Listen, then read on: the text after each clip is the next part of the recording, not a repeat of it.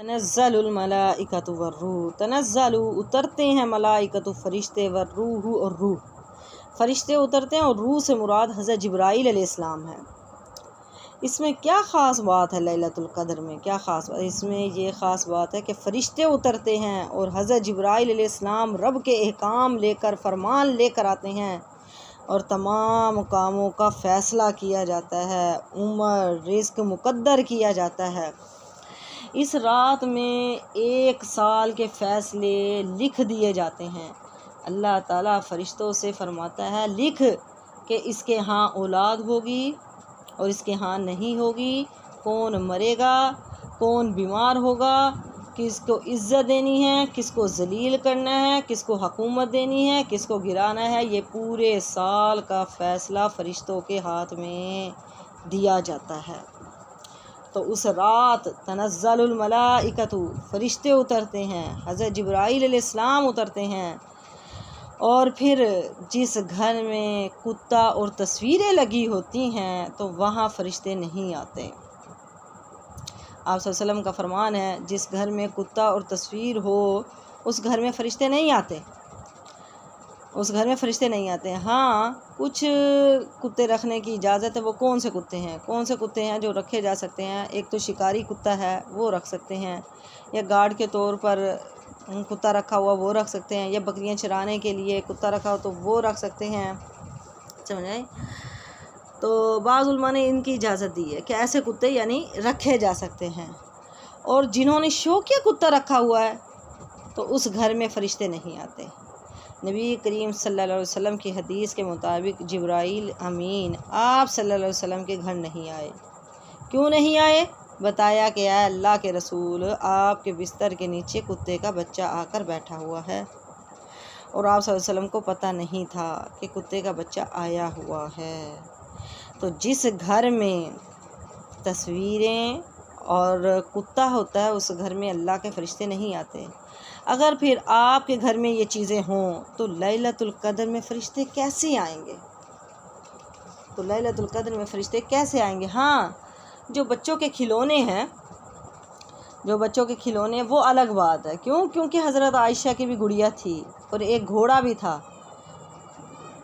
वो खिलौने जो होते हैं ना, वो इधर उधर गिरे हुए होते हैं, लेकिन जिस चीज़ को आपने ताज़ीमन डेकोरेट करके रखा हुआ है वो काम नहीं करना। ताज़ीम के तौर पर आपने कोई तस्वीर लगाई हुई है, दीवारों पर तस्वीरें लगाई हुई हैं, समझ आ गई है, या फिर आप शौकिया आपने कुत्ता रखा हुआ है, तो उस घर में फिर फ़रिश्ते नहीं आते।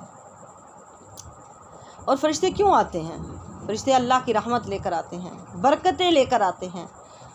वो आकर आपसे सलाम करते हैं और वो अल्लाह के हुक्म से आते हैं, अल्लाह का अमर लेकर आते हैं। क्या मुराद है कि अल्लाह का अमर लेकर आते हैं? यानी अगले साल के जितने भी फ़ैसले हैं वो लेकर आते हैं। किसको औलाद देनी है, किसके रिस्क में इजाफ़ा करना है, किसके साथ क्या मामला होना है, ये सारे साल का बजट लेकर आते हैं।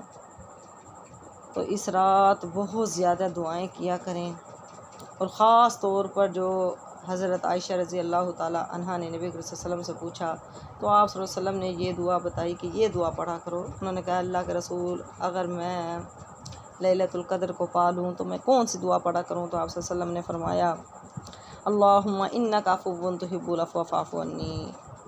बहुत दुआएं मांगे, क्योंकि दुआओं से तकदीरें बदल जाती हैं। तो उस रात बहुत ज़्यादा इंसान को चाहिए कि वो दुआ मांगा करे। तो आगे क्या फरमाया, रब्बी मिन कुल्ली अमरिन सलाम, यानी जो भी फ़रिश्ते उतरते हैं वो अल्लाह के हुक्म से उतरते हैं, अल्लाह का हुक्म लेकर उतरते हैं।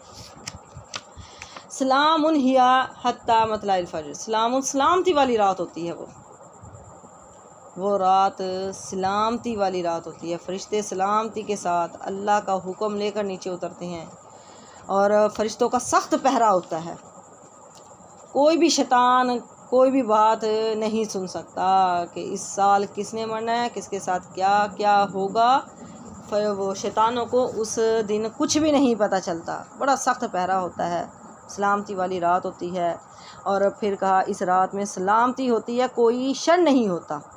या फिर फ़रिश्ते जो बंदे इबादत कर रहे होते हैं, वो फरिश्ते आकर उनको सलाम करते हैं, उनके लिए सलामती की दुआ करते हैं, उनके लिए सलामती की दुआएं करते हैं। और फिर कहा यह हत्ता मतलल फजर, ये कब तक रहती है? ये तुलुए फजर तक रहती है, यानी इस रात की बरकत सुबह तक कायम रहती है। इसलिए जिस हिस्से में भी इबादत कर लें उसके लिए अजर व सवाब है। और लैलतुल कद्र का टाइम कब से होता है? ये कब से शुरू होती है? लैलतुल कद्र का टाइम जो है मगरिब से लेकर फजर तक होता है, मगरिब से शुरू हो जाता है। और इसकी कुछ निशानियां हैं कि नबी सल्लल्लाहु अलैहि वसल्लम ने फरमाया कि वो ऐसी रात होती है, यानी इससे हमें पता चल सकता है कि ये वही रात है। नबी सल्लल्लाहु अलैहि वसल्लम ने फरमाया कि वो ऐसी रात है कि जिसमें ना ज़्यादा गर्मी होती है और ना ही ज़्यादा सर्दी होती है। और एक और हदीस में आता है कि इसकी अगली सुबह सूरज बग़ैर शुआओं के होता है, यानी सूरज की किरणें बड़ी डिम होती हैं। अगले दिन सूरज की शुआएं क्यों धुंधली होती हैं?